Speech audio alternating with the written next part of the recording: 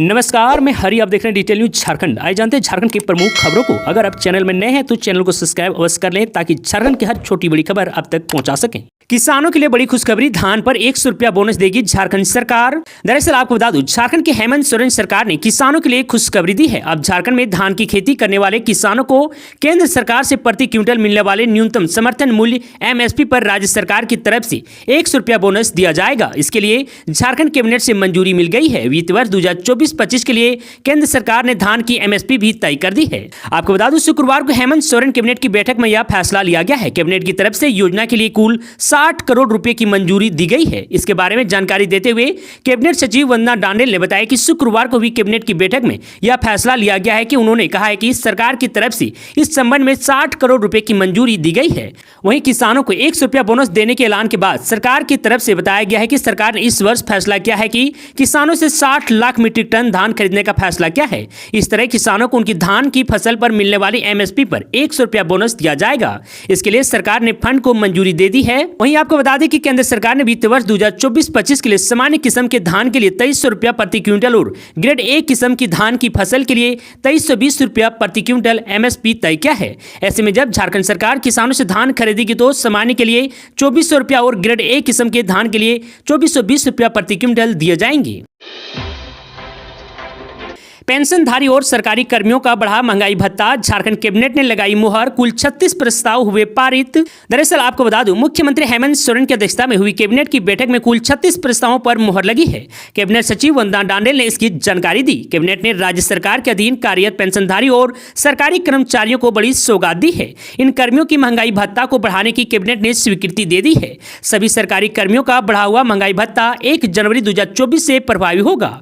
वहीं सरकार ने संविदा कर्मियों की संविदा राशि बढ़ाने की भी घोषणा कर दी है। इसके अलावा जल सहियाओं को स्मार्टफोन उपलब्ध कराने के लिए 34 करोड़ 40 लाख की स्वीकृति दी गई है। वहीं 12,000 जल सहियाओं को मोबाइल दिए जाएंगे। इसके लिए जल सहियाओं को DBT के माध्यम से सरकार राशि उपलब्ध कराएगी। और वहीं आपको बता दूं कि जिन प्रस्तावों पर मुहर लगी है, ये प्रस्ताव कुछ इस प्रकार है।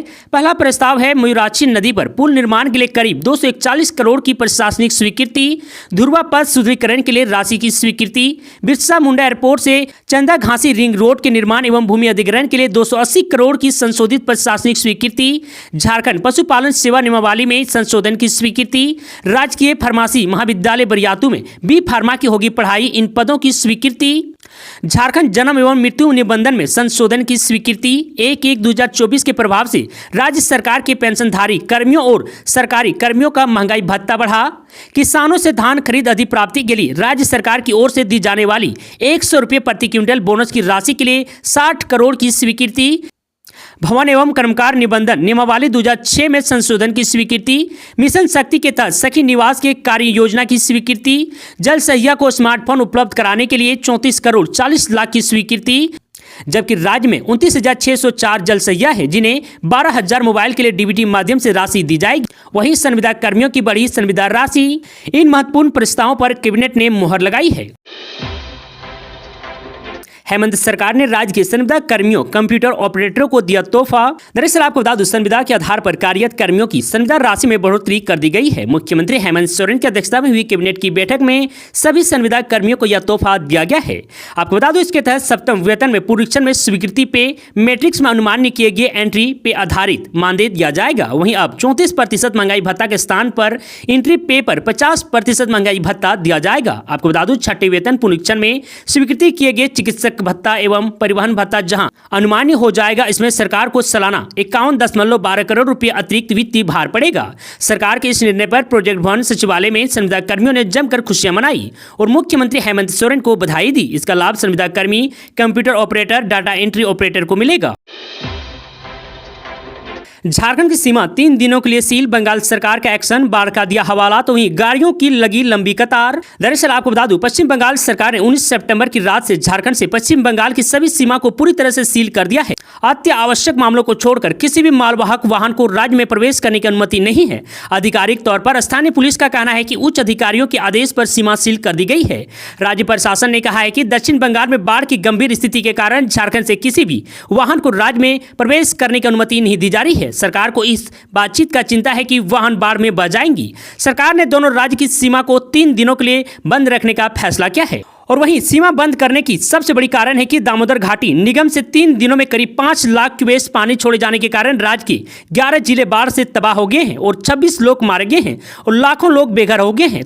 तो वहीं राज्य सरकार का मानना है कि दामोदर घाटी निगम द्वारा झारखंड राज्य को संकट से बचाने के लिए पंचेत, मैथन और दुर्गापुर बैराज से अतिरिक्त पानी छोड़े जाने के कारण बंगाल में बाढ़ जैसी हालात हुई है। इसके चलते बीती रात से ही रूपनारायणपुर चेक पोस्ट, डुबरूडी नाला अन्य जगहों पर झारखंड की ओर ट्रकों की कतारें लगी हुई है।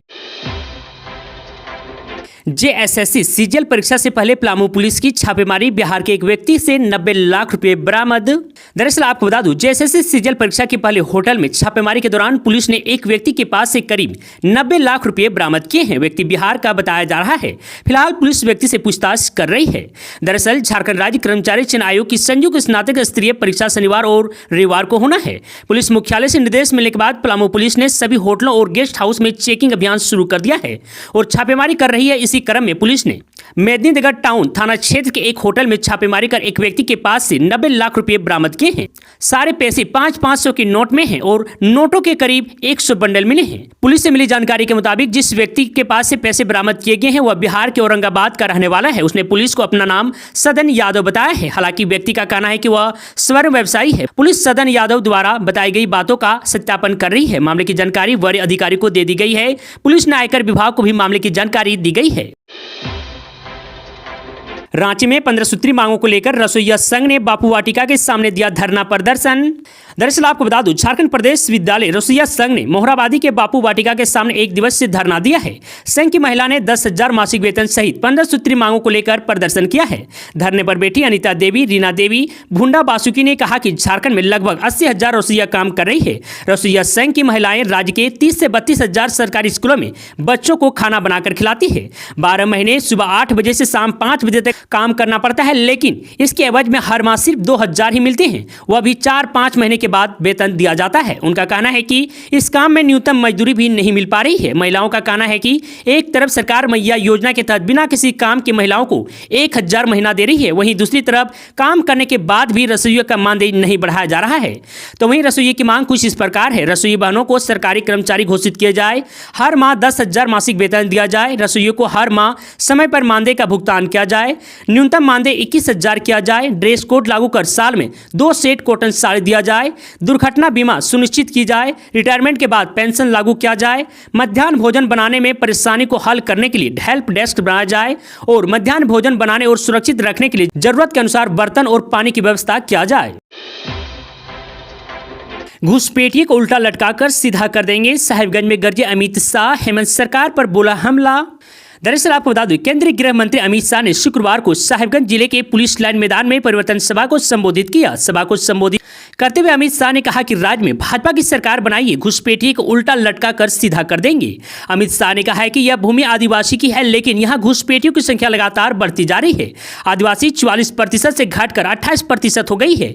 क्योंकि घुसपैठिए झामुमो कांग्रेस व राजद के वोट बैंक हैं, इसलिए यहाँ की सरकार जन कल्याण की जगह घुसपैठिए कल्याण करने में लगी हुई है। केंद्रीय गृह मंत्री अमित शाह ने कहा कि इस स्थिति को बदलने के लिए परिवर्तन जरूरी है और यह परिवर्तन मुख्यमंत्री बदलने का नहीं है, बल्कि भ्रष्टाचार मिटाकर अच्छी सरकार लाने का है। आदिवासियों की भूमि बचाने और घुसपैठियों को बाहर करने वाली सरकार लाने का परिवर्तन है। राज्य में रोजगार की व्यवस्था करने वाली सरकार के लिए परिवर्तन है। उन्होंने कहा कि यह परिवर्तन यात्रा आगामी दिनों में गांव-गांव और घर-घर में जाएगी और लोगों को परिवर्तन का संदेश देगी। गृह मंत्री ने कहा कि आज पाकुड़ में हिंदुओं झारखंड छोड़ के नारे लगाए जा रहे हैं। वह तो भला हो हाईकोर्ट का, जिसने घुसपैठ की जांच के लिए कमेटी गठित करने का निर्देश दिया है। तो वहीं अमित शाह ने कहा कि हेमंत सरकार ने भ्रष्टाचार के अलावा कुछ नहीं किया है। यह देश की सबसे ज्यादा भ्रष्टाचारी सरकार है।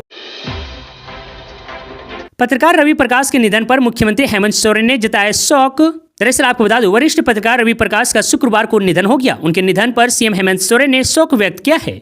उन्होंने सोशल मीडिया हैंडल पर उनकी तस्वीर साझा की और कहा है कि जिंदा दिली इंसान हमेशा अमर रहते हैं, आप बहुत याद आएंगे। रवि भाई, बता दें कि रवि प्रकाश लंबे समय से लंग कैंसर से पीड़ित थे। उनकी 1.5 महीने से मुंबई में कार टी सेल थेरेपी चल रही थी। रवि पिछले 4 साल से इस बीमारी से जूझ रहे थे। साल 2023 में उनकी बीमारी बढ़कर दिमाग में फैल गई थी। बता दें कि 7 सितंबर को ही अमेरिका के तटीय शहर सैन डिएगो में उनके वर्ल्ड लंगर कैंसर कॉन्फ्रेंस में पेशेंट एडवोकेसी एडुकेशन अवार्ड दिया गया था। वे यह पुरस्कार पाने वाले भारत के इकलौते व्यक्ति थे। यह अवार्ड इसलिए भी खास है क्योंकि वे खुद कैंसर के मरीज होते हुए भी कैंसर मरीजों की आवाज बने थे। ममता दीदी झारखंड की जनता को सबक सिखा रही है और सीएम हेमंत सोरेन मौन है। दरअसल आपको बता दूं, झारखंड के बांध से जोड़े गए पानी के बाद पश्चिम बंगाल के कुछ हिस्सों में बाढ़ आ गई थी, जिसके बाद बंगाल पुलिस ने बीते कई घंटों से झारखंड से लगी सीमा को सील कर रखा है और वाहनों की आवाजाही को रोक दिया गया है, जिससे दोनों राज्यों को जोड़ने वाली राष्ट्रीय राजमार्ग 19 पर लगभग 12 किलोमीटर तक वाहनों की लंबी कतार लग गई है। जिसके बाद असम के मुख्यमंत्री और झारखंड चुनाव के लिए भाजपा के सह प्रभारी हेमंता बिस्व शर्मा ने इसका चक्का जाम को लेकर हैरानी जताई है। हेमंता बिस्व शर्मा ने सोशल मीडिया पर इसके बारे में टिप्पणी करते हुए प्रतिक्रिया दी है, जिसमें उन्होंने कहा है कि बाढ़ बंगाल सरकार की विफलता से आई है, लेकिन ममता दीदी अपनी नाराजगी झारखंड की जनता पर निकाल रही है। साथ ही शर्मा ने झारखंड के मुख्यमंत्री हेमंत सोरेन को निशाना पर लेते हुए कहा कि इतना सब हो जाने के बाद भी मुख्यमंत्री हेमंत सोरेन मौन है। तो वहीं असम के सीएम हेमंता बिस्व शर्मा ने सोशल मीडिया प्लेटफॉर्म एक्स पर एक पोस्ट लिखते हुए कहा कि बंगाल सरकार की विफलता की वजह से बंगाल के लोग बाढ़ से पीड़ित हैं, लेकिन मैं हैरान हूं कि ममता दीदी अपनी नाराजगी अपने अफसरों पर नहीं बल्कि झारखंड की जनता पर निकाल रही है। वह राज्य की सीमा सील कर झारखंड की जनता को सबक सिखा रही है और झारखंड के मुख्यमंत्री मौन हैं। झारखंड में विधानसभा चुनाव से पहले अमित शाह ने खेला ओबीसी कार्ड, जेएमएम कांग्रेस पर बरसे। दरअसल आपको बता दूं, झारखंड विधानसभा चुनाव से पहले केंद्रीय गृह मंत्री अमित शाह झारखंड पहुंचे। साहिबगंज और गिरिडीह जिले में उन्होंने झारखंड मुक्ति मोर्चा और कांग्रेस पार्टी के साथ साथ लालू प्रसाद यादव की पार्टी को भी जमकर आलोचना की है। अमित शाह ने गिरिडीह के जमुआ स्थित झारखंडी धाम मैदान में अन्य पिछड़ा वर्ग ओबीसी कार्ड खेला। आपको बता दूं, अमित शाह ने कांग्रेस को ओबीसी विरोधी पार्टी करार दिया है। कहा है कि यह पार्टी हमेशा से ओबीसी विरोधी रही है। सबसे पहले पार्टी ने 50 साल तक काका साहेब को लेकर की रिपोर्ट को दबाकर रखा, फिर मंडल कमीशन की रिपोर्ट को इंदिरा गांधी ने लागू नहीं होने दिया। अमित शाह ने कहा कि जब मंडल कमीशन की रिपोर्ट लागू होने लगी तो राजीव गांधी ने इसका विरोध करना शुरू कर दिया। अमित शाह ने कहा है कि कांग्रेस पार्टी ने 70 साल तक ओबीसी कमीशन को संवैधानिक मान्यता नहीं दी। वर्ष 2014 में जब केंद्र में नरेंद्र मोदी की सरकार बनी तो ओबीसी कमीशन को संवैधानिक मान्यता मिली। मोदी सरकार ने 16 जातियों को पिछड़ा जातियों में जोड़ा है। इसके साथ एमबीबीएस के दाखिले में पहली बार स्टूडेंट को 27% आरक्षण मिला है। यह मोदी सरकार की देन है। तो वहीं अमित शाह ने कहा कि केंद्रीय विद्यालय, नवोदय विद्यालय और सैनिक स्कूल में ओबीसी को 27% आरक्षण मोदी सरकार ने दिया है। उन्होंने हेमंत सोरेन सरकार को युवाओं को रोजगार के नाम पर दौड़ा कर मौत के घाट उतारने का आरोप भी लगाया है। कहा है कि इन्होंने चुनाव से पहले बेरोजगारी भत्ता देने का वादा किया था, 5 लाख लोगों को रोजगार देने का वादा किया था, किसी को कुछ नहीं मिला, वह अपने सारे वादे भूल गए।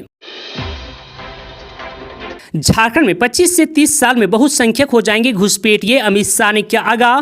दरअसल आपको बता दूं, केंद्रीय गृह मंत्री अमित शाह ने शुक्रवार को झारखंड की झामू नीति सरकार पर निशाना साधते हुए उस पर घुसपैठिए को बढ़ावा देने का आरोप लगाया है। उन्होंने कहा कि अगर घुसपैठिए को रोका नहीं गया तो वे अगले 25 से 30 साल में राज्य में बहुसंख्यक हो जाएंगे। केंद्रीय मंत्री ने आरोप लगाया है कि घुसपैठिए आदिवासी संस्कृति और पहचान को नष्ट कर रहे हैं। उन्होंने वादा किया है कि वह राज्य से उन्हें बाहर निकालेंगे। शाह ने दावा किया है कि भाजपा आगामी विधानसभा चुनाव के बाद 2/3 बहुमत से सरकार बनाएगी। उन्होंने कहा है कि अगर घुसपैठिए को रोका नहीं गया तो आगामी 25 से 30 साल में झारखंड में घुसपैठिए बहुसंख्यक हो जाएंगे।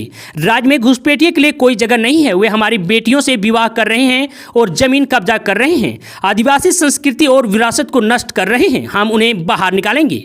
यहां कमल आने की भाजपा का चुनाव चिन्ह खिलने दीजिए। शाह ने कहा है कि भाजपा झारखंड में 2/3 बहुमत के साथ सरकार बनाने जा रही है। उन्होंने आरोप लगाया है कि झामू सरकार के दौरान राज्य में भ्रष्टाचार अपने चरम पर पहुंच गई है।